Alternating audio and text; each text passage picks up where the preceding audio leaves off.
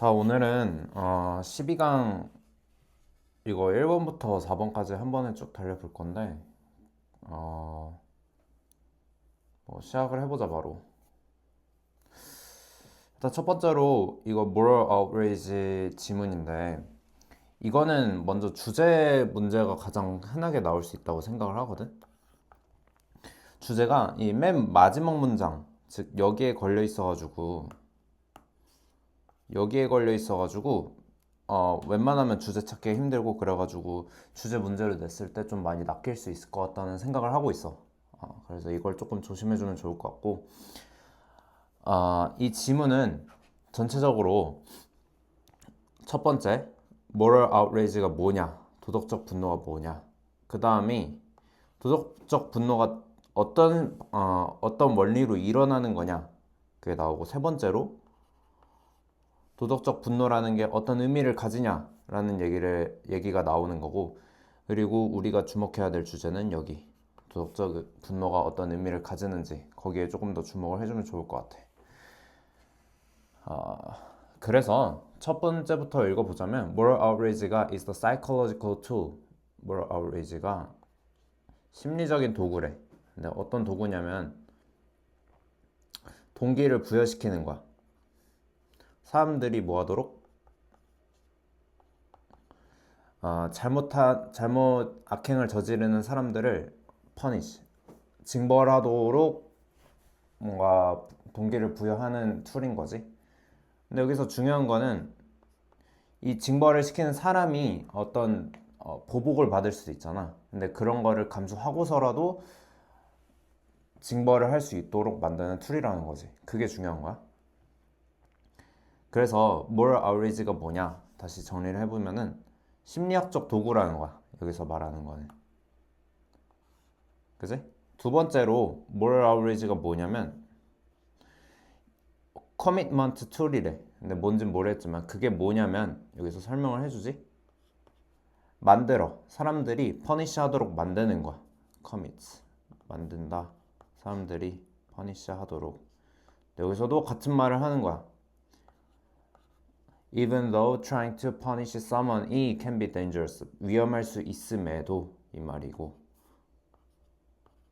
그러니까 계속 같은 말을 하는 거지.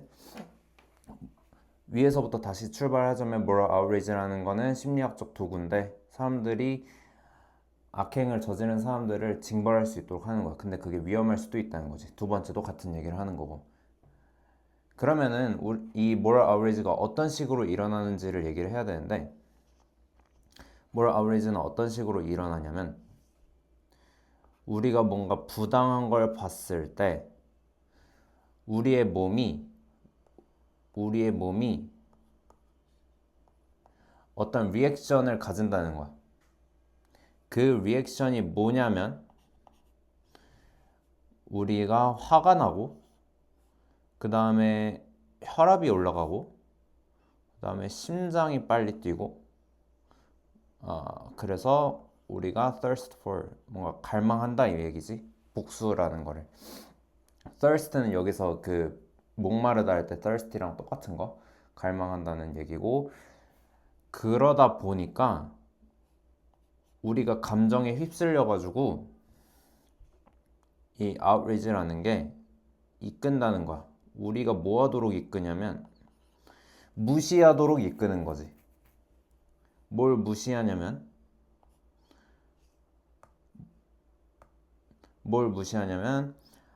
비합리성을. 자, 여기서의 rational 이게 이성적인이란 뜻이라서 여기서 ir을 붙이는 순간 비이성적인이 되는 거야. 그러니까 비이성적임을 무시하도록 만드는 거지. 뭐가 비이성적이냐면 우리의 안전을 걸고 누군가를 지키고 누군가를 징벌하는 거다 보니까 그게 이제 되게 비이성적이라는 얘기인 거지.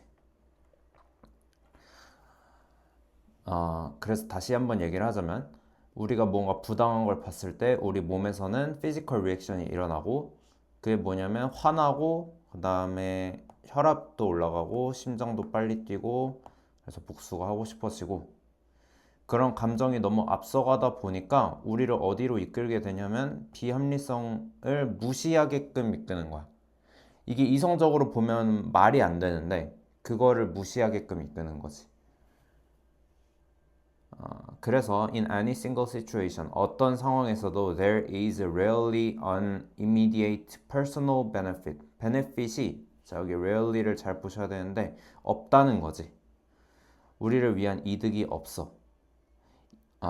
참고로 이 문장은 위에서 얘기했던 이 비합리성을 조금 더 자세하게 설명해주는 문장이라 보면 되거든. 이 비합리성이 뭔지 설명해주는 문장인데 이게 잘 보면은 이득은 없어. 이득은 없고 and often there is a real risk. 리스크는 있다. 이득은 없고 리스크는 있어. 그러니까 비합리적이라는 얘기지. 그리고 그 비합리성을 우리는 무시한다. 자, 리스크가 있는데 다시 이 문장으로 넘어와가지고 왜 리스크가 있냐면 because the person you are serving justice 너가 justice를 너가 정의를 실현하려는 그 사람이 실현하려는 그 대상인 그 사람이 살짝 잘못 잡았네. 그 사람이 could lash out at you 너에게 복수를 할 수 있기 때문에 or get revenge 복수할 수 있기 때문에 in the future 미래에 이런 식으로 보면 될 것 같아. 하지만 뒤에서 이제 또 같은 얘기 할 거야. powerful feeling이 outrage라는 게 되게 powerful한 feeling인데 그게 우리가 다시 잊게끔 만드는 거지. forget 하게끔. 이 unfavorable한 evaluation 우리가 어떤 evaluation은 평가잖아. 평가를 했는데 그 평가를 잊게끔 만드는 거야. 즉 비이성적인 상태로 돌아가게끔 하는 거지. 그리고 뭐 하게끔 만드냐면 and get involved 참여하도록 만들어. 그 상황에. 근데 그게 어떤 상황이냐면 we would be better off avoiding 우리가 피하는 게 나은 상황에 참가하게끔 만드는 거야. 이해갈까? 그럼 다시 처음부터 얘기를 하자면 moral outrage가 뭔지 나오는 거고 그게 심리학적 도구고 두 번째로 이행할 수 있게 하는 장치인 거야. 그리고 그게 어떤 식으로 작동을 하냐면 우리가 부당한 걸 봤을 때 우리의 몸에는 어떤 심리학적 리액션, 신체적인 리액션이 생기고 우리는 화나고 혈압 올라가고 심장 빨리 뛰고 복수하고 싶어지고 그게 이성적으로 봤을 땐 말이 안 되지만 그거를 무시하게끔 만든다. 감정이 너무 앞서 나와서. 근데 그 이성적인 게 뭐냐면 그 비이성적인 게 뭐냐면 다음 문장에서 설명을 해주는데 이득은 하나도 없고 리스크만 있다는 거지. 왜냐면 왜 리스크가 있냐면 너가 징벌하는 대상이 너에게 이렇게 다시 복수를 할 수 있기 때문에. 그리고 마지막으로 outrage라는 그 feeling이 다시 너가 그거를 무시할 수밖에 없게 만든다. 그리고 situation에 참여할 수밖에 없게 만든다. And science 여기서부터가 엄청 중요한데 그리고 과학이 밝히는 게 뭐냐면 그 의미가 이제 나오는 거야. 과학이 밝히는 거는 이 feeling이라 하면은 지금까지 도덕적 분노를 얘기하는 거고 and forgetting 그리고 뭘 잊는다는 말이 나오는데 잊는다는 게 이제 뭘 뜻하는지 알겠지? 이 비이성적임을 잊는다는 거야. 그게 is essential 되게 중요하다는 거지. 뭐에 중요하냐면 for maintaining 유지하는 거에 중요해. 뭘 유지하냐면 협력적인 사회를 유지하는 거에 되게 중요하다. 그러니까 즉 도덕적 분노를 하는 게 사회를 유지하는 거에 되게 중요하다. 도덕적 분노를 하지 않으면은 누가 이렇게 깽판을 치고 다녀도 그거를 이렇게 징벌할 사람이 없으니까 사회가 금방금방 무너지겠지. 그거를 예방할 수 있는 어떤 툴이 될 수 있다. 라는 거고 다시 한번 얘기하자면 moral outrage가 뭔지 그리고 이게 어떤 신체적 반응을 통해서 나타나가지고 어떻게 해서 우리가 그 비합리성을 무시하게 되는지 네, 마지막으로 그런 도덕적 분노가 사회에 있어서 어떤 의미를 갖는지 이것까지 체크를 해주면 좋을 것 같아. 됐지?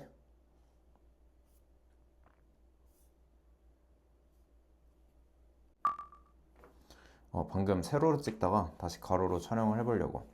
뭐 아무튼 다음으로 바로 이어가자면 다음 지문은 우리가 천연식품을 선호하는 이유에 대한 지문인데 이런 거를 생각해 보면 될 것 같아요. 예를 들어서 우리가 뭐 어떤 홍삼이란 게 있고 그 다음에 똑같이 어떤 약이 있다면 우리 사람은 약보다는 홍삼을 선호한다는 거야. 그리고 왜 그럴까를 좀 더 얘기를 하는 지문인 거지.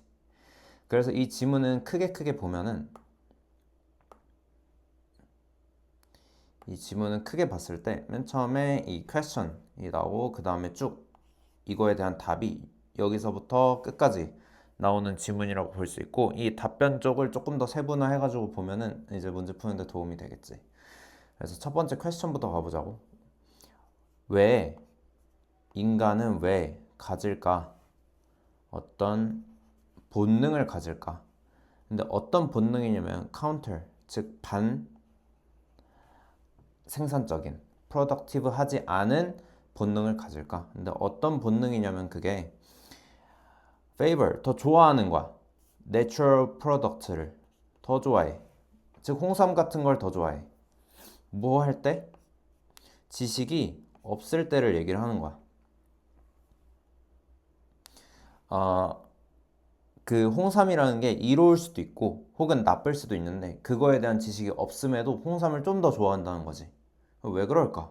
그거에 대한 질문인 거고 2번 문장 보면은 그게 아마 우리의 유전자에 각인이 돼 있을 가능성이 크다 라고 얘기를 하는 거고 그러면은 아마 이런 지문은 흘러가는 흐름 자체가 아마 엄청 옛날부터 진화상으로 어떻게 하다 보니까 지금 우리가 이렇게 됐다 이런 식으로 나오니까 그 흐름을 잘 읽어보면 좋을 것 같고 다음 문장 보면은 우리 인간이란 종은 대부분의 역사의 기간에서 즉 뭐 몇 억 년 동안 의존했다는 거지. 뭐에 의존을 했냐면 경험에 의존을 한 거야. 판단하기 위해서 무언가를 섭취하는 게 인지 아닌지지. 여기 보면은 whether 절이 하나 그 다음에 두 개 나오지. ingestion of something이 beneficial 즉 좋은 건지 혹은 whether it was dangerous 위험한지 판단하기 위해 우리는 경험에 의존을 했다는 거고 즉 먹어봤을 때 괜찮으면 좋은 거고 아니면 나쁜 거다 이 말이지. 내 앞에 있는 애가 갑자기 버섯을 먹었는데 꽥하고 죽었어. 그러면 안 좋은 거지. 내가 갑자기 더 뭔가 활기차졌어. 그럼 좋은 거겠지. 이런 식으로 판단을 했다는 거지. 그러다 보니까 우리가 어떤 본능을 만들게 된 거야. 본능을 진화시키게 된 거야. 어떤 본능이냐면 우리를 아프게 만드는 플랜트는 피하고 우리가 기분 좋게 만드는 것들은 더 좋아하는 본능이 생겼다 이거지. 그러다 보니까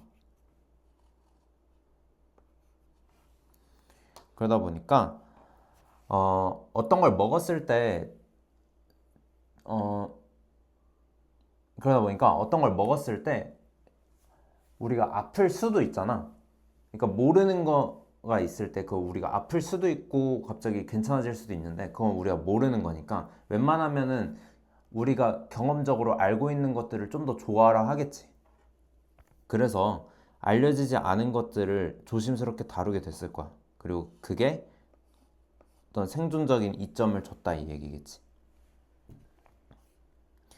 여기까지가 과거에 대한 얘기야. 다시 처음부터 정리를 해보자면은 질문은 그거야. 왜 우리는 좀 더 홍삼 같은 걸 좋아하냐? 지식이 없음에도 그게 좋을지 안 좋을지 몰라도 왜 그런 걸 더 좋아하냐? 왜냐하면 그게 우리 유전자에 각인이 돼 있기 때문이고 왜 유전자에 각인이 돼 있냐면 우리는 옛날부터 경험에 의존을 해왔다. 그러다 보니까 우리를 아프게 만드는 거는 싫어하고 우리를 좋게 만드는 거는 더 좋아하게 됐다. 그러다 보니까 이미 검증된 것들을 좀 더 좋아하게 됐다 이거지. 여기까지가 과거고 그 다음부터는 이제 이 상황을 현대로 끌고 온 거야. 그래서 today가 먼저 나오지. 현대에는 we trust 우리는 신뢰해. 뭘 신뢰하냐면 천연 제품이라는 게 안전하다고 신뢰해. 즉 홍삼 같은 게 안전하다고 신뢰해. 하지만 이런 네이처 프로덕트랑 조금 다르게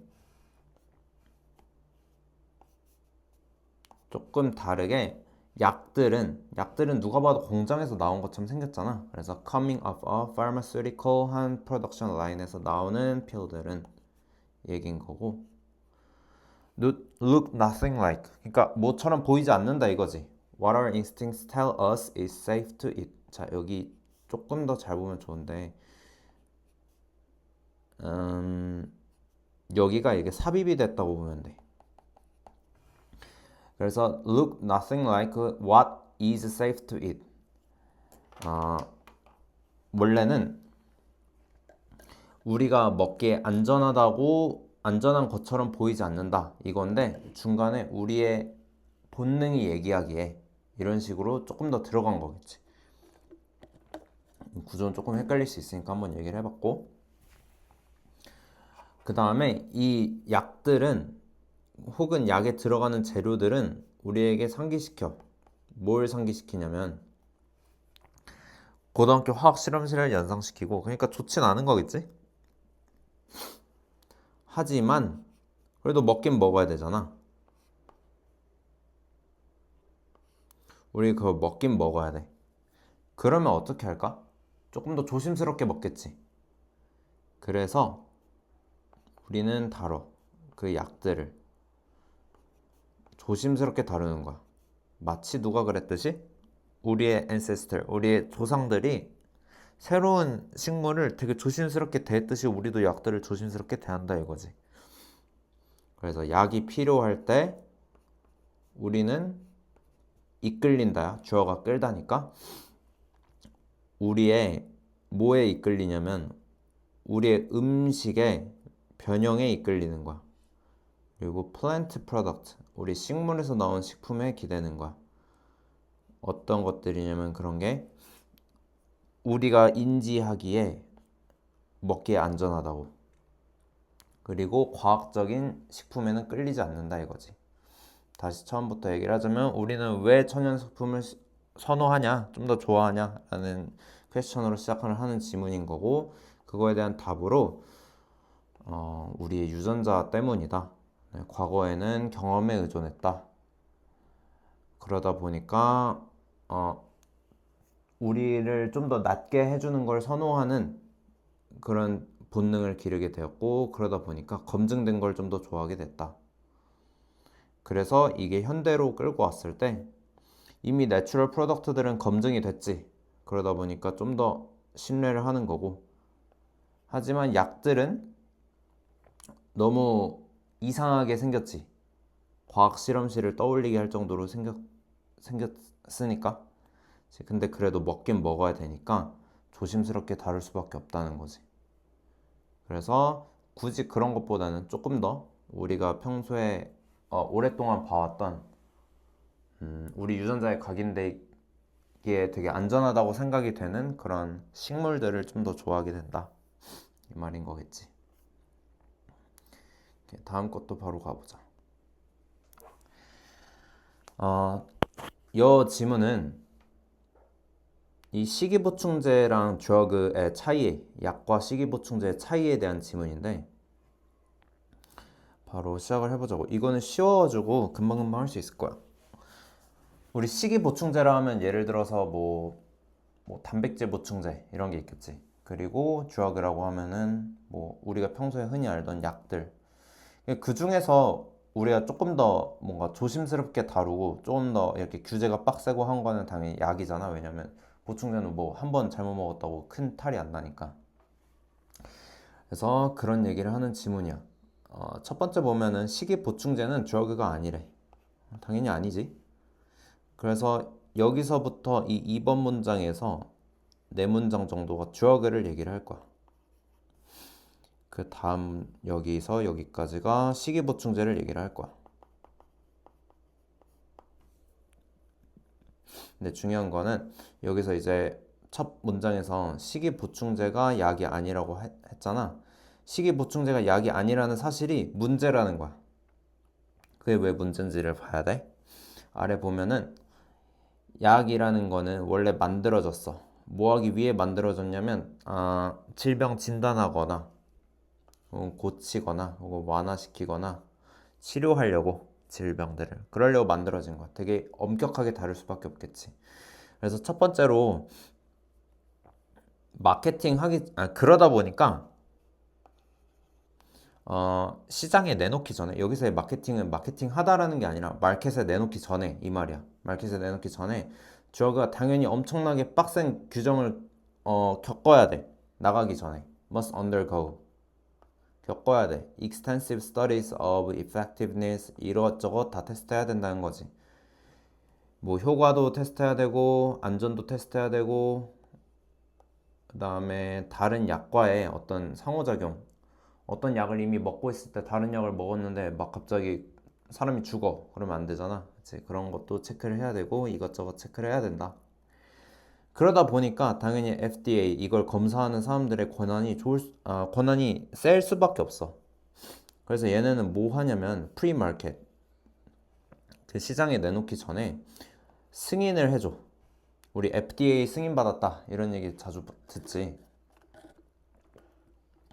그래서 시장에 내놓기 전에 첫 번째로 승인을 해주는 거야. 그리고 두 번째로 뭐 하냐면 시장에 내놓은 이후에는 모니터, 즉 감시를 한다 이거지. 안전을 감시해. 시장에 내놓은 이후에는. 그래서 감시를 하다가 얘네가 이상하면은 if a drug is subsequently shown to be dangerous 만약에 이상하다고 밝혀지면 당연히 뭐 할까? FDA가 can act quickly to have it removed. 빼낼 수 있다는 거야. have it 그 약을 remove 없앨 수 있다는 거야. 마켓에서. 다시 drug는 빡셀 수밖에 없어. 그래서 검사를 열심히 해야 돼. 그러다 보니까 FDA가 권한이 셀 수밖에 없어. 그래서 얘는 뭐 하냐면 시장에 내놓기 전에는 검사하고 시장에 내놓은 후에는 감시를 하다가 이상한 걸로 밝혀지면은 빼버린다 이 얘기지. 여기까지가 드러그. 두 번째로 보충제는 드러그랑 다르다 했잖아. 보충제를 살펴볼게. None of this. 이 모든 것이 true가 아니다.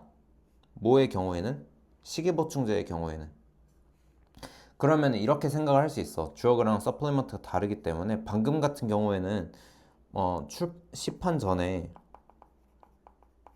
허가받았잖아. FDA가 허가를 내줬지. 그 다음에 시판 후에는 검사하고 빼냈지. 이상하면은.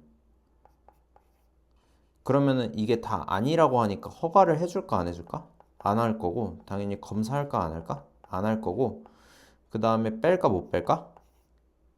못 빼겠지. 이런 식으로 가는 거야. 그래서 다시 돌아오자면 the current law가 gives the FDA에게 limited authority 권한을 주지 않는다 이거야. 제한된 권한을 준다니까 즉 권한이 없다 이거지. 그러다 보니까 this makes it difficult 어렵게 만들어. 누가 뭐 하는 게? 정부가 없애게 만드는 게 어렵게 만들어. unsafe supplement를 마켓플레이스에서 즉 이 제거하는 과정 이거를 어렵게 만든다. 즉 여기서 말했던 조치 2번을 못하게 만드는 거야. 여기서 말했던 이 조치 2번 이걸 못하게 만들고 그 다음 문장 보면 the FDA does not evaluate 평가하지 않는다. 안전과 효과를 supplement 뭐 하기 전에? 시장에 내놓기 전에 즉 시판 전에 허가하는 이것도 못하게 만든다. 내가 말했던 대로 둘 다 못하게 되는 거지. 그럼 여기까지는 이거야. Dietary supplement 즉 식이 보충제랑 드러그가 다르다는 것 자체가 문제야. 드러그는 당연히 질병을 치료하기 위해 만들어졌기 때문에 마케팅하기 전에 되게 빡세게 검사를 받을 수밖에 없고 그러다 보니까 FDA가 힘이 강하고 그러다 보니까 시판 전에 허가를 내주고 그 다음에 쭉 감시를 하다가 이상하면 빼내고 근데 그게 보충제에서는 통하지 않는다는 거야. 그러다 보니까 FDA 권한이 낮을 수밖에 없고 허가도 못 내주고 그 다음에 이상해도 빼낼 수가 없다 얘기인 거고 그럼 이거 문제잖아. 문제를 누가 풀어야겠지. 그래서 there are some legislators, 즉 입법가들이 있다는 거. 의회. 어떤 입법가들이냐면 who want to improve the law. 법을 개선시키고 싶은 거지. 근데 이거 어떻게 개선을 시킬 거냐면 by requiring, 요구하는 거야. 보충제 만드는 사람들에게 뭐라고 요구하냐면 안전한 거 둬. 안전한 거를 이 시판대에다 넣어줘. 그러니까 안전한 걸 만들어줘 라고 요구를 함으로써 법을 개정시키고 싶은 거고, 그리고 두 번째로는 어떤 프로덕트를 만들었을 때 그걸 조금 더 명확하게 구분을 해달라 이거지. 뭐 단백질 보충제면 단백질 보충제, 뭐 이런 식으로 조금 더 명확하게 얘기를 해달라 이거지. 다이어트 보충제면 다이어트 보충제, 이런 식으로 해달라는 거고, 그 목적이 뭐냐면 오브젝티브, 목적이 뭐냐면 확실하게 하는 거야. 뭘 확실하게 하냐면 소비자들이 구별할 수 있도록 차이를, 뭐랑 뭐 차이냐면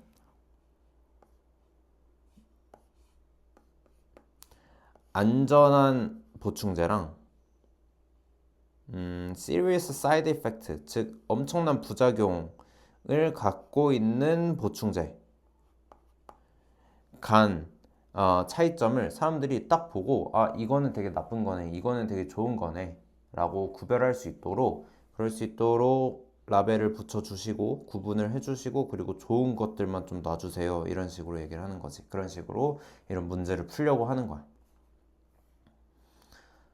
다시 쭉. 문제는 애초에 보충제랑 주어그랑 다르다는 게 문제고, 주어그는 이렇고 저렇고 보충제는 이렇고 저렇고, 그래가지고 문제를 해결을 해야 돼. 의회에서 해결하려는 사람들이 있는 거야.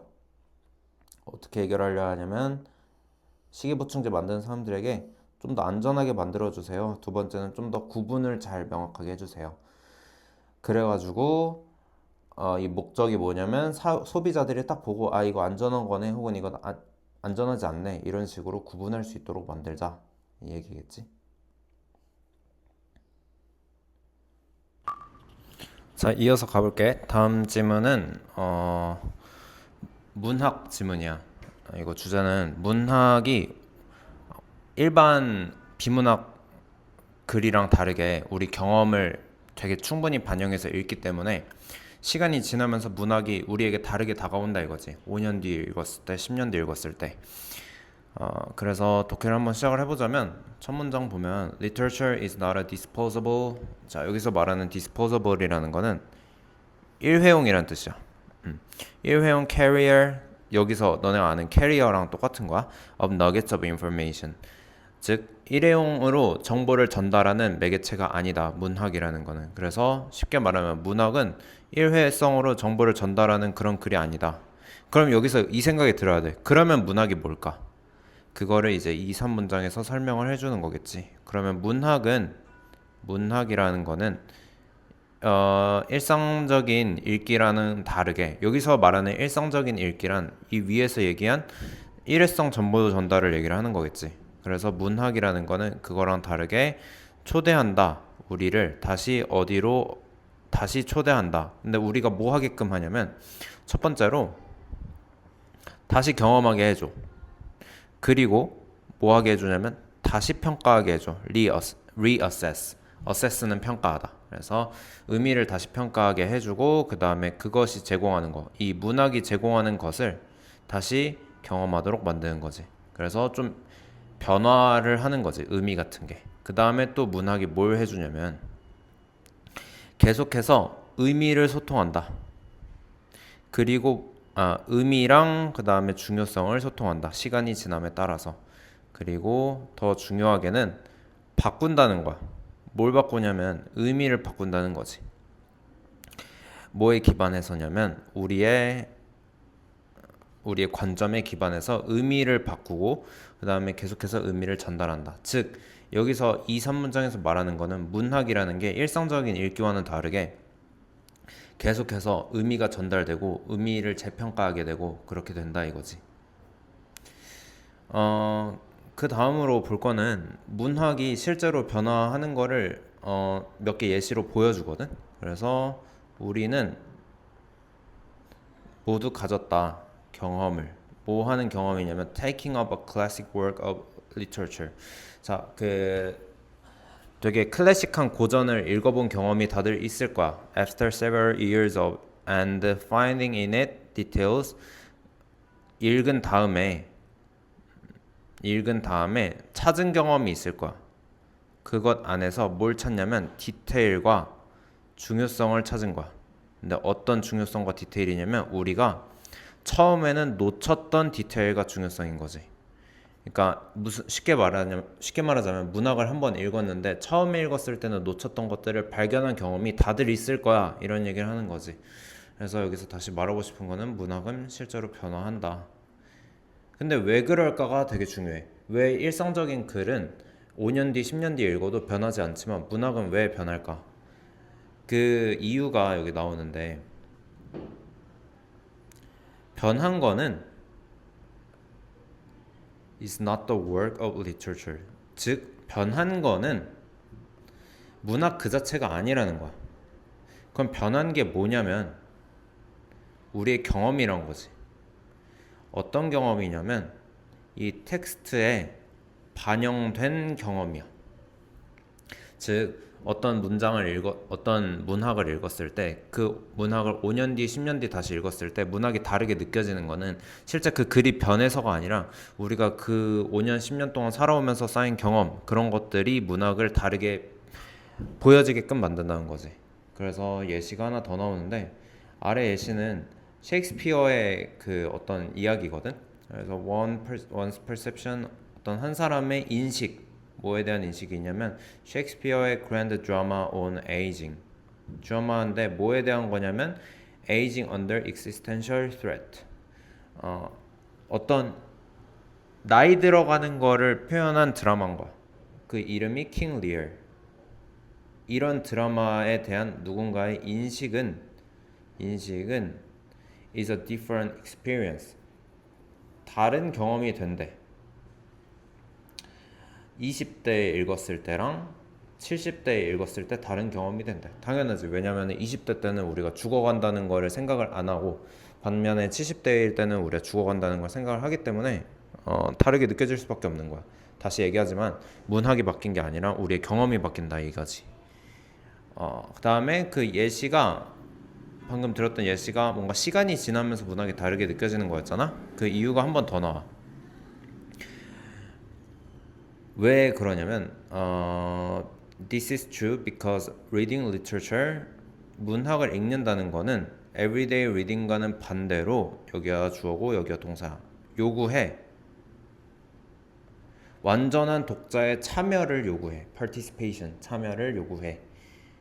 그게 어떻게 하는 거냐면 activating, 활성화시키는 거야. 자, 여기 not A but B 보이니까 not just A but B니까 A뿐만 아니라 B도 다 활성화를 시킨다 이거지. 정보 처리 스킬뿐만 아니라 우리의 분석, 그리고 우리의 상상력, 그리고 우리의 감정까지 전부 다 활성화를 시키는 거를 요구한다 이거지. 이렇게 독자가 깊게 참여하는 걸 문학이 요구하다 보니까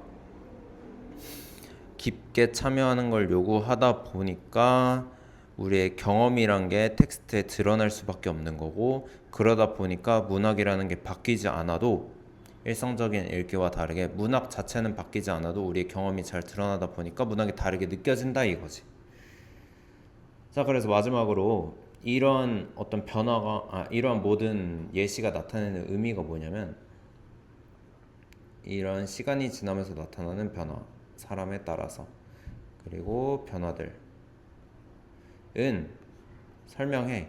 뭘 설명하냐면 문학 작품이 더 다이내믹하다고, 더 잘 변한다고. 여기서 다이내믹이라는 거는 좀 더 동적이라는 거야. 쉽게 말하면 잘 움직인다. 이거에 정확하게 반대가 정적이다, 스태틱하다는 표현이거든. 이것도 알아두면 좋겠지. 그래서 여기 이게 들어가면 안 될 거고, 그래서 더 다이내믹하다는 거야. 우리가 일상적으로 읽는 일회성 글들보다. 자, 이렇게 정리를 하면 될 것 같고, 다시 얘기를 하자면 문학이라는 게 우리의 경험을 반영해. 왜 경험을 반영하냐면 완전한 독자의 참여를 요구하기 때문에. 우리 상상력 이런 걸 동원하기 때문에 경험을 반영하게 되고, 경험을 반영하기 때문에 시간이 지나면서 문학의 글 자체는 바뀌지 않지만 문학이 다르게 다가오게 느낄 수 있다, 이 얘기지. 잠깐 끊었다가 다음 거 이어갈게.